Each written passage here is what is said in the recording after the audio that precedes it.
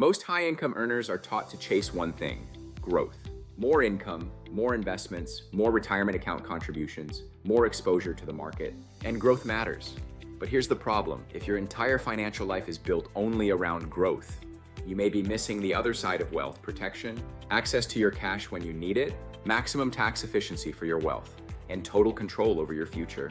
That's where an indexed universal life policy, or IUL, can come in, not as a magic bullet, not as a replacement for your 401k, brokerage account, real estate, or business, and definitely not as some get-rich tax-free loophole. That's amateur hour nonsense. A properly designed IUL is better understood as what I call a FORTIFY asset. It is a financial tool designed to help fortify your wealth against several risks: market loss, taxes, premature death, illness, and lack of liquidity. So in this video, I'm going to break down the word fortify letter by letter and show you what each part means, especially if you're between 30 and 55, earning a strong income and trying to build wealth without leaving your family or future exposed. Let's start with the F. F, floor against market losses. The first benefit is the floor. One of the core features of an IUL is that your cash value can earn interest based partly on the performance of a market index, like the S&P 500, depending on the strategy selected inside the policy. But here's the key distinction. Your money is not directly invested in the stock market. That matters, because many IUL policies include a floor, often 0%, which means if the index has a negative year, your credited interest from that index strategy does not go below zero. So if the market drops 20%, your indexed account does not take that 20% market loss. Now, does that mean your policy can never go down in value? No. Policy charges, insurance costs, loans, and withdrawals still matter. That's why design matters. An IUL can create a more defensive bucket, not the highest growth bucket, not the sexiest bucket, but a bucket designed to absorb less damage when the market gets punched in the face. And for high-income earners, that kind of stability can be valuable. Now let's move to the O. O, overfunding for cash value. This is where a lot of IULs are either designed well or completely butchered. A poorly designed policy is often funded close to the minimum premium. That may provide life insurance, but it usually does not maximize cash value growth. A better cash value focused design typically involves putting in more premium than the minimum required while staying within IRS limits, so the policy does not become a modified endowment contract, or MEC. That matters because if a policy becomes a MEC, the tax treatment of distributions can change.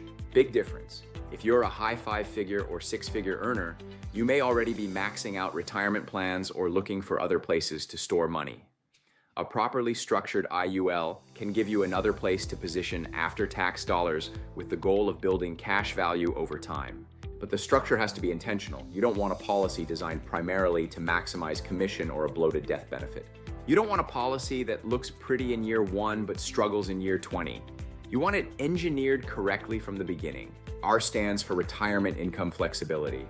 One reason people use IULs is the ability to access cash value later in life.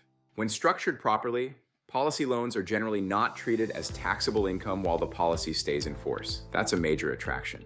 But let's be clear, this is not free money. Loans accrue interest, reduce the death benefit, and can have tax consequences if the policy lapses. But when designed properly and reviewed consistently, an IUL can potentially create a supplemental income stream in retirement. Your future problem may not just be, will I have enough saved? It may be, how much of my retirement income will be taxable? A 401k or brokerage account can be powerful, but they have tax and liquidity issues. An IUL gives you another bucket, accessed differently. The T stands for tax advantages. This is one of the biggest reasons high-income earners look at IULs. An IUL may offer several benefits: income tax-free death benefit, tax-deferred cash growth, and potentially non-taxable loans. Some agents talk about IULs like they are a secret government cheat code. That's a terrible way to explain it. This is not about hiding money. This is not about beating the IRS. This is not about pretending taxes don't exist. If you're a high earner, taxes are a drag on your wealth. You don't just need more income, you need more efficient income. An IUL helps with that. The I stands for illness protection, specifically living benefits. Modern IULs allow access to the death benefit if you're sick. But the concept is simple. Life insurance is not only about what happens if you die, In some cases, it may also help if you get seriously sick or injured. Your income is one of your biggest assets. Your family, retirement, and lifestyle depend on it. What happens if a major illness interrupts it? Pretending these risks don't exist is not a strategy. An IUL with living benefits may help create another layer of protection. The second F stands for family protection. At its core, an IUL is still life insurance. It provides a death benefit to protect the people you love. The death benefit is not a side feature, it is the foundation. People rely on you, spouse, children, business partners. Term insurance can be great for temporary protection. I'm not anti-term at all. In many cases, term insurance is extremely useful. But term insurance is temporary. An IUL is permanent life insurance, assuming the policy is properly funded and maintained. It can be designed not only to protect your family during your working years, but also to leave a legacy later. And that's a big distinction because wealth is not just what you accumulate, it is what survives you. Now for the last letter, Y. The Y stands for yield potential with guardrails. This is where people need to understand the trade-off. With an IUL, you may have the ability to earn interest tied to an index, but because of the floor protection, there is usually a trade-off. The better way to think about it is this. An IUL may allow you to participate in a portion of market-linked upside while protecting against direct index losses through the floor. That is the trade-off. You give up some upside potential in exchange for downside protection. If you already have market exposure through a 401k, IRA, brokerage account, or business equity, you may not need every dollar chasing maximum return. Some dollars should be positioned for offense, but some dollars should be positioned for defense, access, and long-term stability. That's the role an IUL can potentially play. Floor, overfunding, retirement, tax, illness, family, yield. That's why I call it a FORTIFY asset. It's a protection asset with potential. But an IUL is only as good as the way it is designed. The carrier matters, the funding level matters, the death benefit structure matters, the fees matter, the index options matter, the loan strategy matters, the agent matters.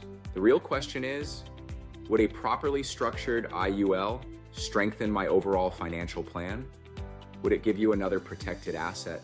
If you want to see if an IUL fits your strategy, click the link below and schedule a call. We'll look at your goals and see if it makes sense. The goal is not to buy an IUL. It's to build a plan strong enough to protect the life you're working so hard to create. I'll see you on the call.